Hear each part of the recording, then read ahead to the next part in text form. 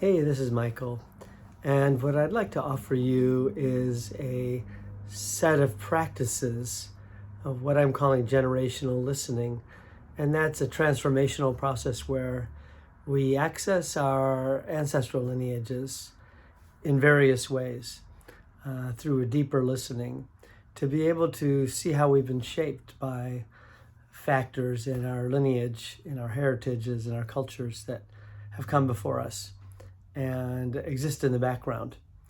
I'm a transformational therapist, integrative psychotherapist, and a generational trauma healing coach. And in these videos, I hope to bring inspiration, information, imagination, tools, and practices to assist you to more deeply understand how our backgrounds have shaped us so profoundly. And the way I look at it is turning challenges that we face in our family of origin into opportunities, and wounds or burdens that we've carried, challenges we've carried, into gifts and blessings to bring those up from our raw material. And today's topic is generational interviewing. When I was 21 years old, way back in 1981, I started studying someone named Murray Bowen.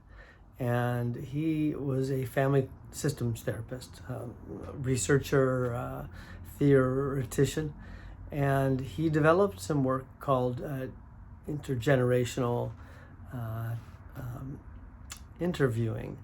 He developed genealogies where we look at the family system and look at the family patterns and trace those back in time to be able to see the whole system and look back generationally. And one of the ways that he did that is via teaching people to conduct generational interviews. And so what I want to offer you is the why and the what and the how of that today.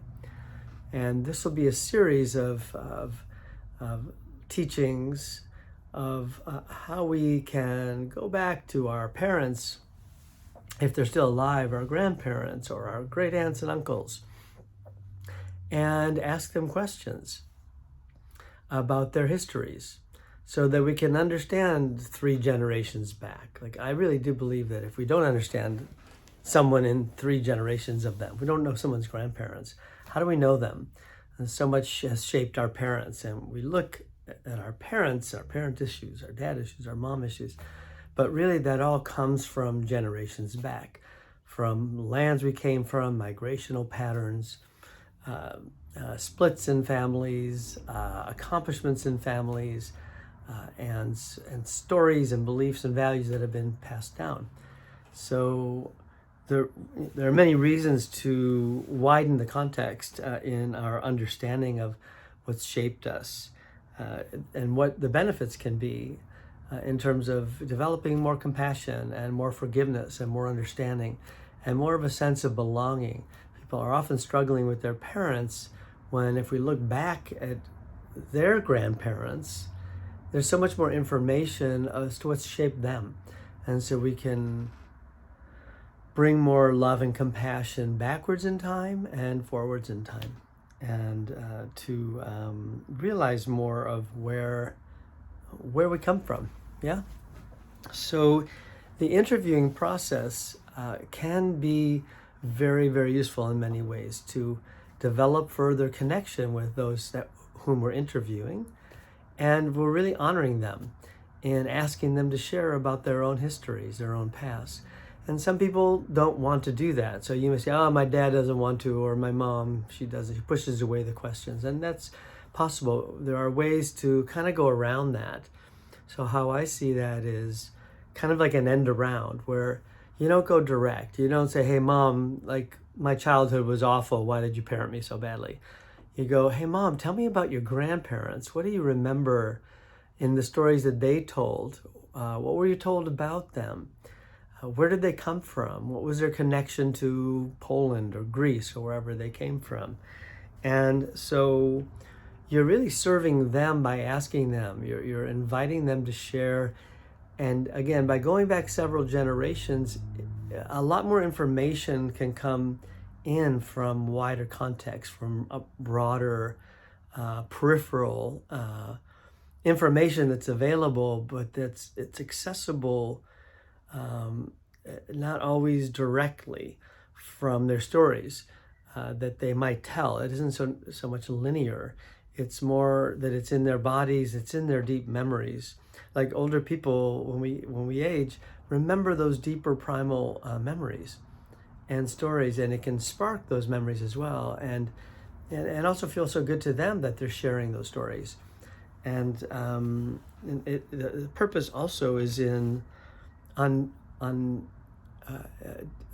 differentiating from them. So we're looking at what's similar, what's different. Oh, how I resemble my great aunt or my great uncle, how I really am like my grandfather, or, and oftentimes I find that there's generational bridges, like our parents can be generational bridges that we don't necessarily get along as well with them as we may with their parents, with their father or mother.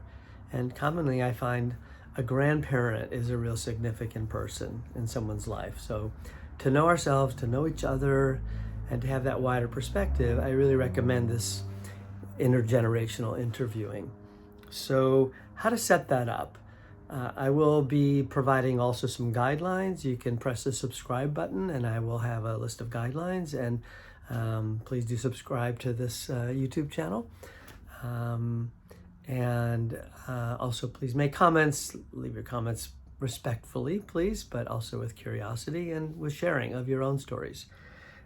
So I think about some things in terms of the interviewing, of approaching who you want to interview. Again, let's say a grandparent or a great aunt. The elders are very useful to interview because they're going to have the older stories.